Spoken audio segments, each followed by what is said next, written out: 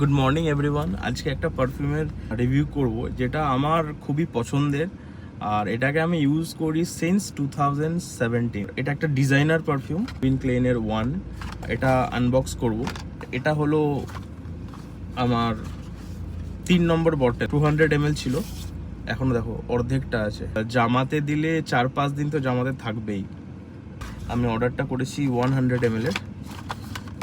এই যে প্রাইস মোটামুটি তোমার ওই 4000 to 4400 রেঞ্জে আছে। এটা একটু এক্সপেন্সিভ। এটা দেখো bottle, such a nice bottle. একটু এবার স্মেলটা নেওয়া যাক।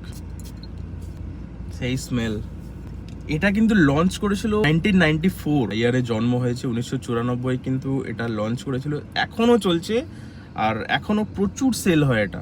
এটার টপ নোটসে যদি বলি, লেমন আছে, বার্গামন্ট আছে, গ্রিন নোটস আছে, পাপায়া আছে, মিডল নোটে আছে লিলি আছে, জাসমিন আছে, রোজ আছে।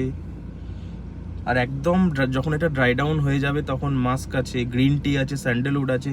এটা আমার খুবই পছন্দের একটা পারফিউম, যেটা আমি লাস্ট 9 বছর ধরে ইউজ করছি। একটু এক্সপেন্সিভ, এটা তোমরা কিন্তু দেখতে পারো। একদম must recommended for every season.